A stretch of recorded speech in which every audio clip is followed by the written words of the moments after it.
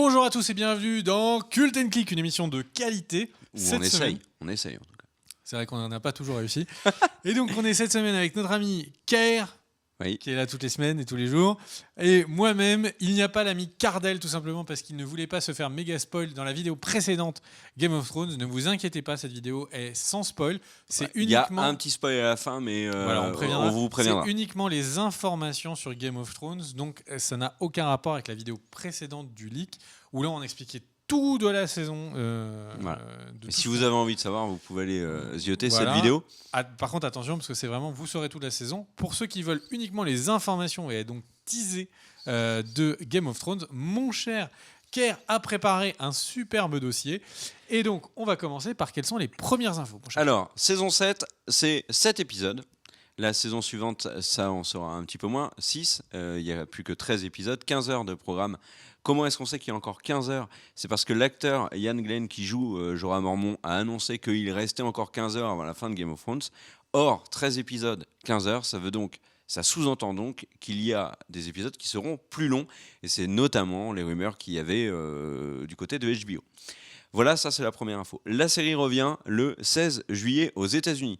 Elle sera diffusée dans la nuit de dimanche à lundi, normalement à 3h du matin. Alors, je ne sais pas où on en sera au niveau des horaires, des heures d'été et d'hiver. En tout cas, nous, on sera en heure d'été. Donc, je pense qu'aux États-Unis aussi, puisqu'il me semble qu'ils ont déjà Switch.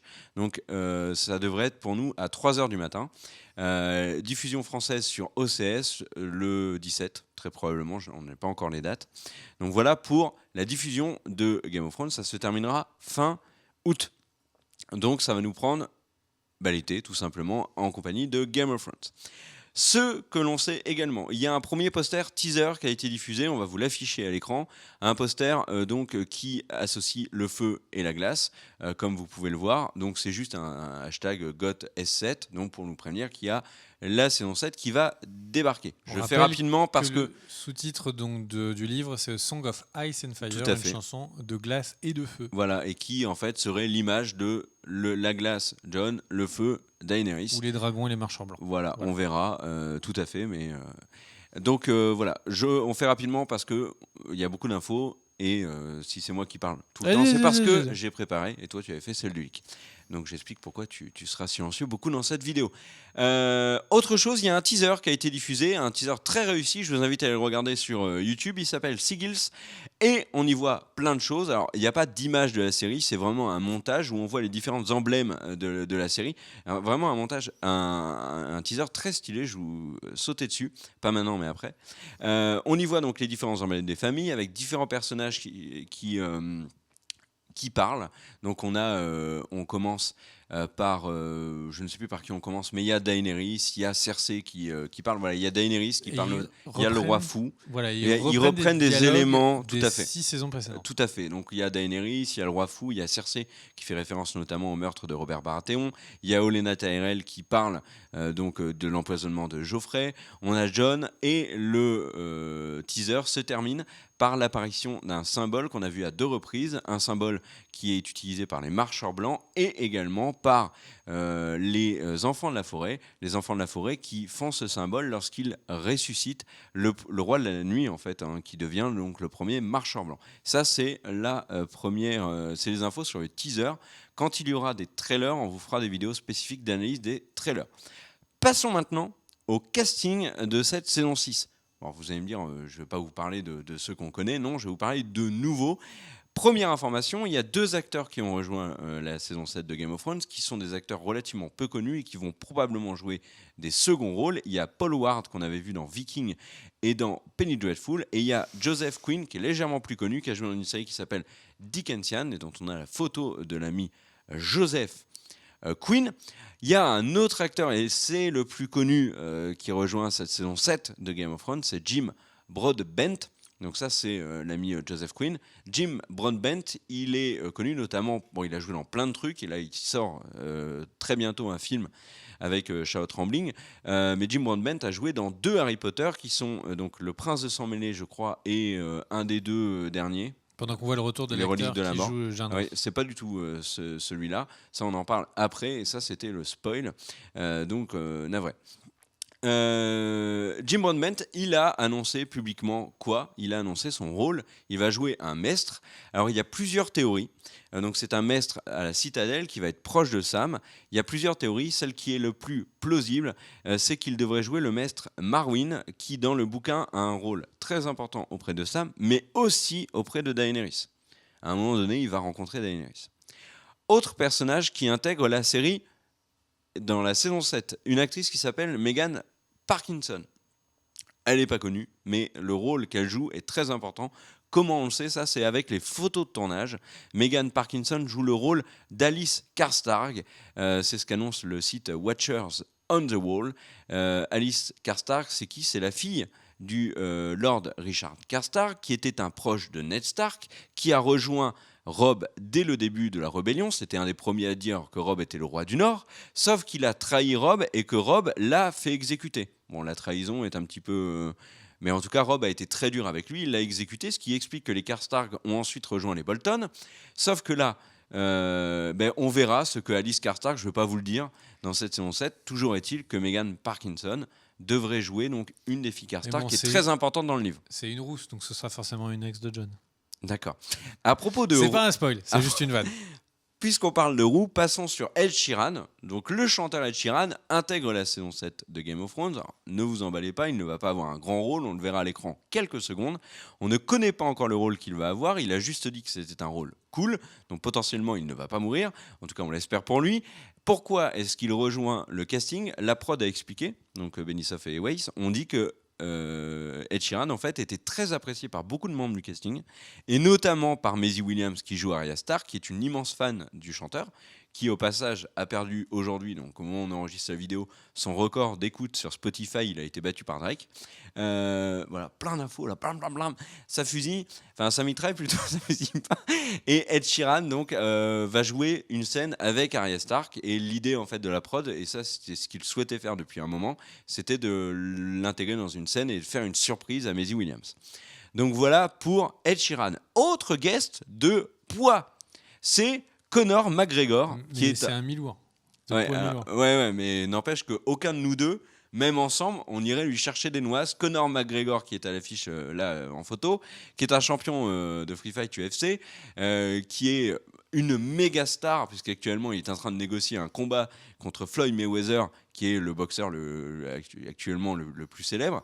D'ailleurs, l'UFC a donné son accord à Conor McGregor, je m'écarte un peu là, à Conor McGregor pour combattre donc Mayweather. C'est un combattant de boxe. Conor McGregor, qui est une immense star, qui devrait avoir un petit rôle dans la série. Selon Watcher on the Wall, il devrait être un pirate proche de Ron Greyjoy, qui a un rôle très important dans cette saison 7.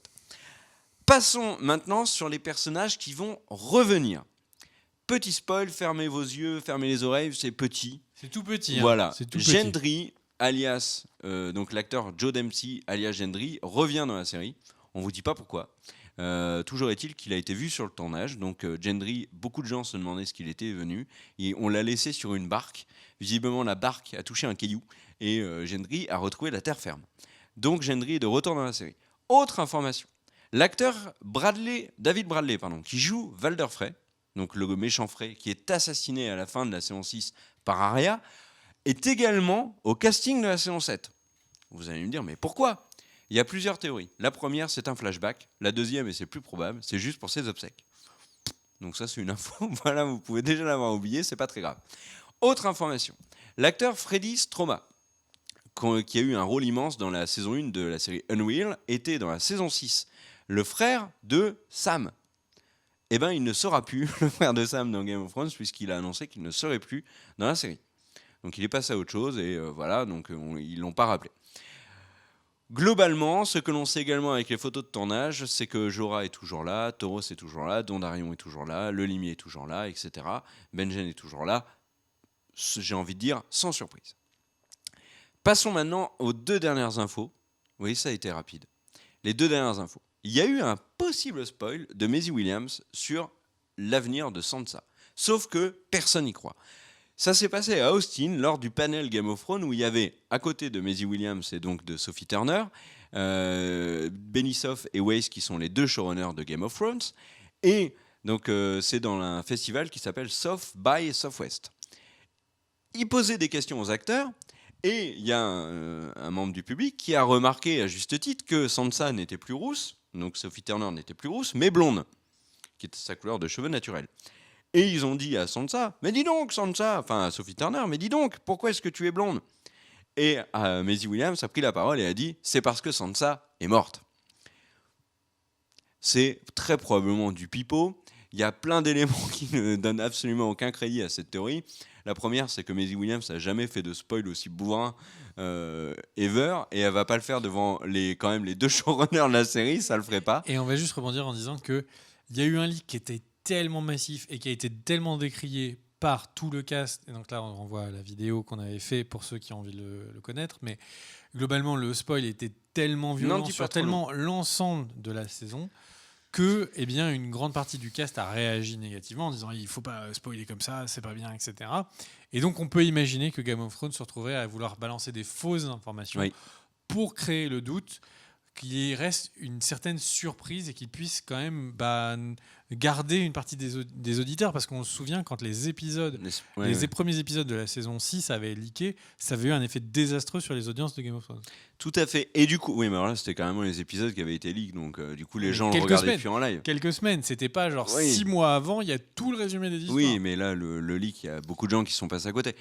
Autre information qui confirme un petit peu que Maisie Williams n'a pas spoil, et c'était juste une blague, c'est que Sophie Turner, un petit peu avant, avait fait une interview concernant X-Men cette fois, puisqu'elle a le rôle de Jean Grey, et il y a un projet de film X-Men où elle va jouer, le film c'est Supernova, donc c'est Jean Grey en Phénix. Et elle avait, dans cette interview, déclaré que ceci, on va commencer à tourner le prochain X-Men, on vient juste de finir la saison 7 de Game of Thrones, d'ailleurs j'ai oublié de le dire, mais le tournage s'est terminé tout début février, et la fin du tournage a été annoncée par Emilia Clarke sur Instagram. Emilia Clarke, c'est Daenerys. Et donc, Sophie Turner, je disais, on vient de terminer le tournage de la saison 7 de Game of Thrones, et j'en ai pour j'ai 1 ou 2 films à faire avant que X-Men commence, et puis après, recommence le tournage de la saison 8. Si elle dit ça, c'est qu'elle est au tournage de la saison 8 de Game of Thrones, et en plus, elle indique qu'elle va tourner dans d'autres films, donc ce qui expliquerait pourquoi elle a changé de couleur de cheveux. Donc je me rends compte que ma news, c'est quand même la mode capillaire de Sophie Turner, ça fait un peu peur. Dernière info, cette fois on va parler pognon, un sujet qui tient énormément, qui est dans le cœur de l'actualité avec la présidentielle, la hausse des salaires. Le Hollywood Reporter nous a appris récemment qu'il y avait eu des renégociations de contrats avec l'ensemble du cast quasiment de Game of Thrones, et notamment avec les acteurs clés, donc c'est-à-dire Cersei, Jon, Daenerys, Tyrion, Jaime. Voilà pour cela, mais également pour d'autres. Et en fait, la grande satisfaction de la production de Game of Thrones, c'est qu'ils n'ont perdu aucun acteur pendant le tournage. Donc il y a eu un acteur qui est décédé, mais c'était un acteur qui avait déjà quitté la série. Et en fait, ils sont satisfaits de n'avoir eu aucun problème, aucun départ involontaire d'acteurs, comme ont connu beaucoup de séries par le passé. Pour s'assurer de la présence au casting donc de l'ensemble du cast qui, pourtant, ce sont des acteurs qui sont devenus très célèbres. Emilia Clarke enchaîne les films. Lina Headey a toujours été célèbre. Nicolas Coster-Waldau, qui est Jaime, enchaîne les films également. On voit que celui qui jouait le frère de Margaery, qui pour le coup est décédé dans la série, a rejoint Iron Fist. Il y a une des Aspics des Sables qui a également rejoint Iron Fist. Enfin bref, on en parlera dans une autre vidéo. Mais le casting de Game of Thrones enchaîne les films et les séries. Pour s'assurer de leur présence jusqu'à la fin, ils ont décidé, ils ont répondu aux attentes de ces acteurs et actrices en leur augmentant considérablement leur salaire, puisque Emilia Clarke, Peter Dinklage, Kit Harington, Lina Headey, Nicolas Coster-Waldau passent d'un salaire par épisode de $300,000, ce qui était déjà correct. Il y a les impôts après, vous chauffez pas. À un salaire de $1,1 million par épisode pour les saisons 7 et la saison 8. Il y a toujours les impôts, mais c'est plus confortable. Voilà. C'est plus confortable. C'était l'ensemble, on va dire, des dernières informations que vous pouviez retrouver sur Game of Thrones. Ça vous évitera d'aller chercher partout sur Internet. On a fait le boulot à votre place. Voilà, on espère que cette vidéo vous a plu. Kerr a pas mal bossé sur celle-ci. J'ai pas mal bossé sur la vidéo leak. Donc, j'ai envie de dire, si vous aimez, n'hésitez pas à partager les vidéos. Le partage est tout simplement la chaîne à grandir et donc pour nous à faire plus de vidéos. Merci beaucoup. Merci à toi. Merci à Daniel. Merci à Cardel qui est parti parce qu'il voulait absolument pas se faire spoil par l'autre vidéo. Des bisous. Ciao, ciao. Ciao. À très vite.